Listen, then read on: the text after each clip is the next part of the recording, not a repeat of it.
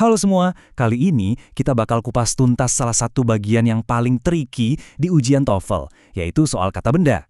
Siap-siap ya, kita akan taklukkan bareng-bareng salah satu bagian tersulut dari tata bahasa Inggris ini. Pernah kepikiran nggak sih, apa bedanya Few Friends dan Little Money? Kalau kamu bingung, tenang, kamu nggak sendirian. Ini nih, salah satu kebingungan inti yang bakal kita pecahkan hari ini. Dan kalau kamu paham ini, wah, ini kunci buat naikin skor TOEFL kamu. Oke, anggap aja bagian tata bahasa di TOEFL itu kayak medan ranjau. Bikin deg-degan kan? Tapi tenang aja, hari ini saya bakal kasih petanya. Kita akan lihat jebakan-jebakan umumnya dan yang paling penting, gimana cara menghindarinya. Dengan strategi yang pas, kamu pasti bisa ngelewatin tiap soal dengan lebih percaya diri. Yuk kita mulai dengan jebakan pertama. Akar dari banyak banget kesalahan soal kata benda di TOEFL itu sebenarnya cuma satu pertanyaan mendasar. Kata benda ini bisa dihitung atau enggak sih? Nah, memahami perbedaan ini adalah fondasi yang akan kita bangun sama-sama hari ini. Jadi, ayo kita pecahkan teka-teki pertama ini, perbedaan antara kata benda yang bisa dihitung alias count nouns dan yang nggak bisa dihitung atau non-count nouns. Kalau kamu bisa kuasai konsep ini bakal jadi kunci buat membuka banyak banget jawaban yang benar di ujian TOEFL. Aturan dasarnya sebenarnya simple banget. Count nouns itu kata benda yang punya bentuk jamak.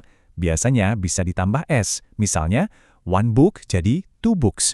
Sebaliknya, non-count nouns kayak rice atau information itu nggak punya bentuk jamak. Kamu nggak bisa kan bilang informations, bentuknya ya cuma satu itu aja. Nah, ini poin yang penting banget. Kalau kamu ngerasa bingung, itu wajar kok. Coba deh pikirin, kenapa beans atau kacang-kacangan itu bisa dihitung? Tapi rice atau beras itu nggak bisa. Jawabannya, ya karena aturannya memang begitu dalam bahasa Inggris. Ini bukan soal logika, tapi lebih ke konvensi atau kebiasaan. Jadi ya, mau nggak mau ada beberapa yang harus kita hafal. Oke, setelah kita paham dasar count dan non-count, sekarang kita lanjut ke jebakan berikutnya. Memilih kata penunjuk jumlah yang tepat. Nah, ini dia nih perang abadi antara many dan much. Percaya deh, banyak banget yang sering kesandung di sini. Aturannya jelas banget di sini. Buat benda-benda yang bisa kamu hitung kayak buku atau teman, kita pakai few kalau jumlahnya sedikit dan many kalau jumlahnya banyak. Sederhana dan langsung ke intinya. Nah, yang menarik di sini adalah perbedaannya yang kontras. Buat hal-hal yang nggak bisa dihitung seperti traveling atau information, kamu harus pakai little buat jumlah yang sedikit dan much buat jumlah yang banyak. Jadi jelas kan? Few friends tapi little money. Udah mulai kelihatan kan polanya? Eits, ada lagi nih pasangan kunci lainnya yang harus dihafal. Kita pakai number untuk kata benda yang bisa dihitung, seperti students. Dan kita pakai amount untuk kata benda yang nggak bisa dihitung, kayak rain. Jangan sampai kebalik ya. Bilang amount of students itu kesalahan yang umum banget terjadi. Jebakan ketiga ini agak sedikit licik, soalnya melibatkan kata benda yang menyamar. Ini terjadi waktu satu kata benda bertindak seolah-olah jadi kata sifat untuk menjelaskan kata benda lain. Tapi tenang, ada satu aturan emas di sini yang bakal jadi penyelamat kamu. Jadi intinya begini, kata benda yang pertama itu fungsinya jadi seperti kata sifat. Dan kata sifat dalam bahasa Inggris itu nggak pernah jamak.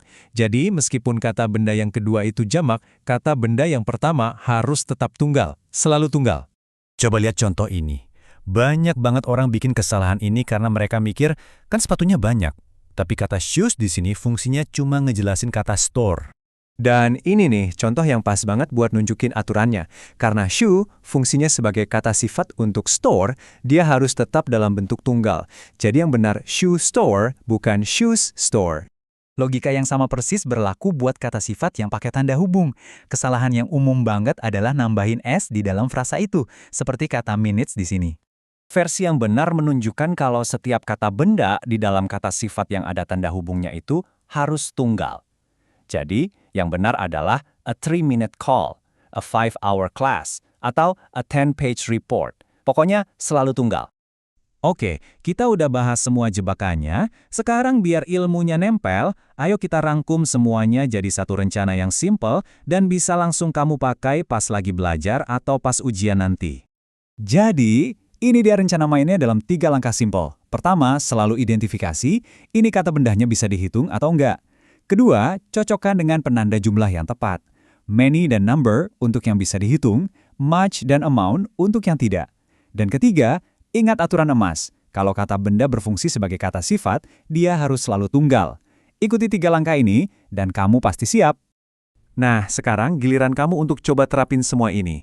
Coba deh, pas latihan soal berikutnya, fokus cari jebakan-jebakan ini.